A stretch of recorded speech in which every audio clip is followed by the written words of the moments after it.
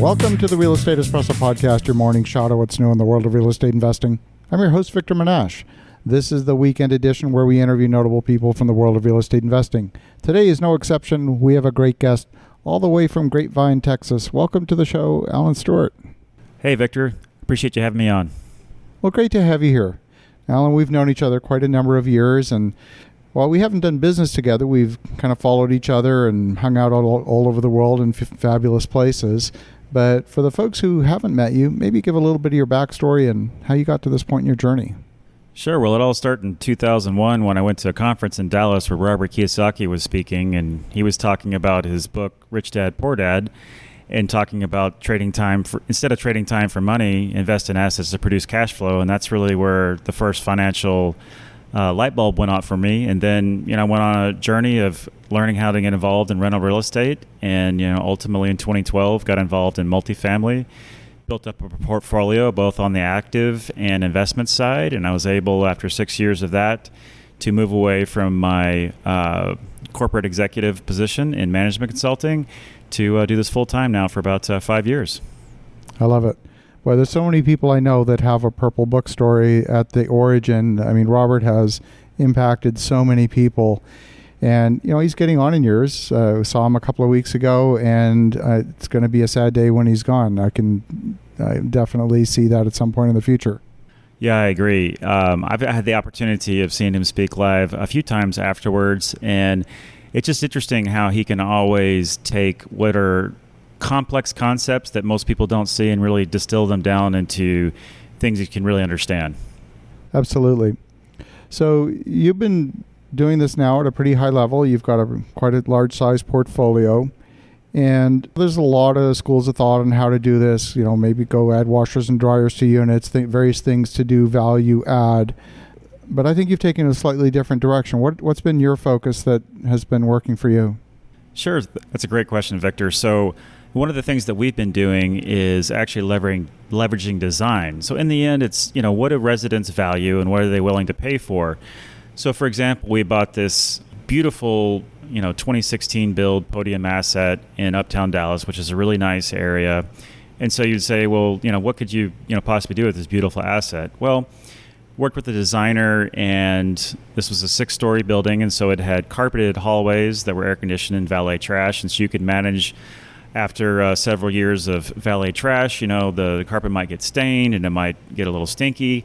And so we had planned on replacing it. But working with our designer, we also noticed that the hallways were really dim. And there was this mint green. It was kind of like The Shining. And so in the end, we transformed them into having 3 different tones of gray paint on the walls and the ceiling. And then on the floor, we went to a hard surface, which we used 4 different types of large vinyl plank flooring that was basically concrete tones. But what was most interesting about it is we put it into a herringbone pattern. And then also in the hallways, we changed the color temperature of the lights. Well, why is that important? Well, we went from, we're going to spend the money anyway, just replace carpet, for basically the same amount of money. We replaced it, and we had a resident that was up for renewal. And they were like, oh, yeah, we're not going to renew. And we asked why, and they said, well, it's because, we're not getting the upgrades in our hallway like the other hallways. And they're like, oh, no, you're going to get it. It just hasn't happened yet. And they're like, oh, great. And so they signed up for, I think an over a $300 a unit increase in rent. We're happy to do so. And then not only that, they invited some of their friends to also come to the complex. That's amazing. Oftentimes when the value isn't clear, the discussion always degenerates to price. And it's not just the product that people are buying, it's the product of the product. So what is it? How is it it makes them feel? What is the narrative that gets associated with whatever product they're buying? For example, you go out and spend $2,000 on an Armani suit. You're not just buying shelter from the elements. You're buying something that changes the way you feel in that particular suit. And you're doing exactly the same thing here, purely with design that doesn't necessarily have to cost extra. Yeah, exactly. The other thing in terms of, what people value on the amenities side. So in the Class A space, some people talk about the amenities race. Well, it's important in real estate, it's hyper-local. So, for example, we have a 2019 built building, but in the submarket, we have 2 competitors, one delivered 1 year later and one 2 years later. So just a little bit newer. And those buildings have bike storage. Well, okay, fine, they've got bike storage, but it turns out that our residents were really asking for that. And that was one of the differentiators when they were making decisions between buildings. And so we implemented a bike storage cage in our garage. Didn't really cost much money. And now we have the competitive amenity. Some amenities you can retrofit, like bike storage. Are you bumping up into situations where there's things you'd like to do that are more difficult or you just can't? Sure. Well, some of this is, kind of looking forward, but there's some demand for EV chargers today. With existing assets, the question is, well, can you get enough electricity to all the spaces where the parking is? And some of that could be, with permits and, could you just get that amount of electrical capacity there? For us, we can do some. But, for example, if we were to fast forward 10, 20 years and maybe everybody was wanting to have that, it would be hard to retrofit that. Absolutely. But so you could implement some number of shared EV charging spaces that would allow people at least to charge locally and then free up that space to their own local parking space. Absolutely. We can definitely do that. Oftentimes there's investors that go through this almost spreadsheet analysis where they say, you know what, I'm going to upgrade the kitchens, I'm going to put in stone countertops, I'm going to upgrade the laundry facilities, and tenants will be willing to pay $300 a month, $400 a month more. And many, in my observation, have actually been caught by that because in some cases the tenants haven't been willing or able, in some cases, to pay more. What's been your experience? Has the projection for those improvements translated into higher rents? And if not, why not? Sure, great question. So, I grew up in the B and C value add multifamily space. And so exactly what you were talking about was kind of the normal recipe. Well, there is a big difference between a C- property and the resident, the income that they make and the rent that they can afford versus say a B+ or A- property. And so in the end, you can definitely over improve a property.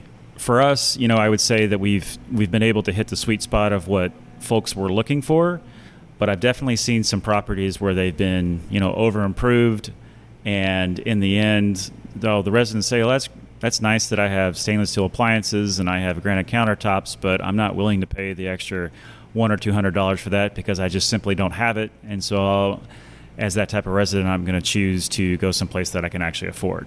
So presumably those owners get themselves upside down because they've spent a whole bunch of capital improvement and they don't really have a path to repaying that incremental capital expenditure. Sure, because in the end, when you look at multifamily properties, well, they're valued based on their net operating income. So just think about how much, more or less cash flow that the property makes. And so in the end, if you can raise the rents by increasing some amenities, then great. But if you can't, you're just going to go spend the money to make those improvements but not get the extra rent. So that's going to translate into the same level of net operating income, which means that the property won't be worth any more than it was before.